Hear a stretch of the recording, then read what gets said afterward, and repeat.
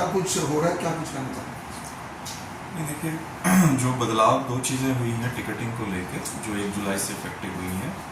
उसमें पहला चीज़ है कि जो हम तत्काल की टिकटें लेते हैं, चाहे वो हम IRCTC ऑनलाइन लें या आप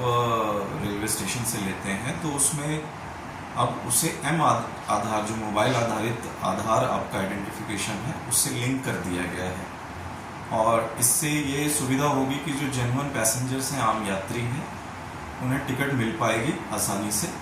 क्योंकि पहले इस तरह की शिकायतें आती थी कि बल्क में टिकटें बुक हो जाती हैं या जो एजेंसीज हैं या जो इस तरह के टाउट्स हैं तत्काल में टिकटें ले लेते हैं और आम यात्रियों को टिकट नहीं मिलती है। तो आधार बेस्ड और OTP बेस्ड करने से अब जो जेन्युइन पैसेंजर्स हैं उन्हीं को टिकट मिलेगी। जो दूसरा बदलाव हुआ है वो कुछ फेयर स्ट्रक्चर में हुआ है, और फेयर स्ट्रक्चर में ऐसा है कि जो ऑर्डिनरी सबर्बन और MST की टिकटें हैं उनमें किसी प्रकार का बदलाव नहीं हुआ है, और जो साधारण टिकटें भी हैं, जनरल की टिकटें, उसमें 500 किलोमीटर तक की यात्रा के लिए कोई बदलाव नहीं है। उसके बाद जो 500 से ऊपर का स्लैब है उसमें 5 रुपये, और 500 से लेके आगे 1500 किलोमीटर तक के स्लैब में 10 रुपये का बदलाव है। और फिर अलग अलग क्लास वाइज है जिसमें आधा पैसा से लेके और 2 पैसे तक का इजाफा किया गया है। इसका मतलब होता है कि स्लैब और किलोमीटर से रिलेटेड जो ऑलरेडी एग्जिस्टिंग गाइडलाइंस हैं उसमें ये क्लास वाइज, जैसे कि अगर हम स्लीपर क्लास की बात करें तो उसमें आधा पैसे का बदलाव हुआ है,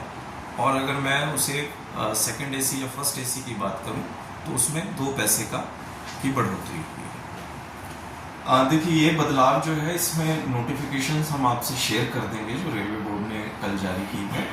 तो इसमें जो सबर्बन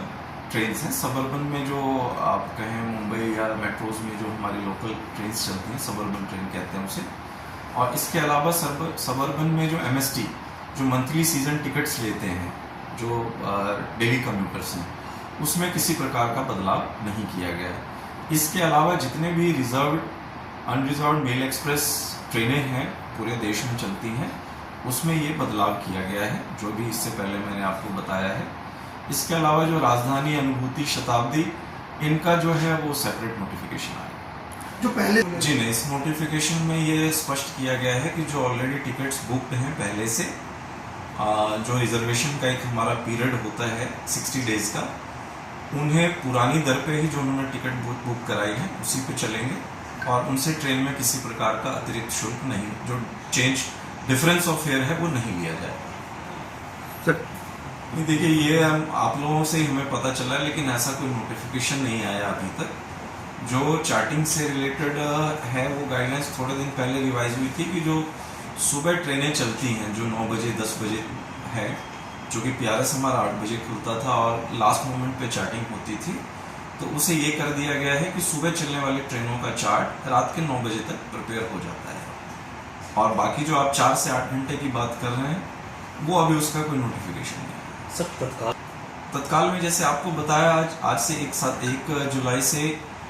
इसका ऑथेंटिकेशन, जैसे आप टिकट लेने जा रहे हैं, जो आपने अपना नाम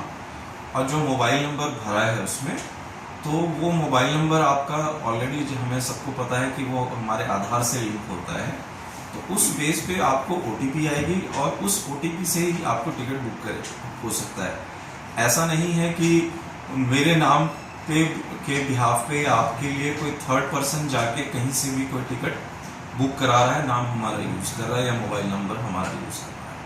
सर ये 5 जस्ट आपको स्पष्ट किया ना, जो सबर्बन है और जो मंथली सीजन टिकट है उसमें इसकी कोई बढ़ोतरी नहीं।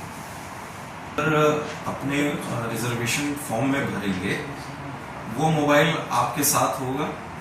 मतलब आपके नाम पे, उन जैसे एक रिक्विजिशन स्लिप पे मैक्सिमम 6 लोगों की टिकट बनती है, तो जब आप रिक्विजिशन स्लिप पे आप अपना नाम भरेंगे और आप अपना मोबाइल नंबर भरेंगे तो उस पर बुक होगी। साथ में जो बाकी पैसेंजर्स हैं, क्योंकि एक टिकट पे एक ही मोबाइल नंबर भरने का प्रावधान है, लेकिन ये है कि वो पैसेंजर उस रिक्विजिशन स्लिप उस जर्नी का पार्ट होना चाहिए। सर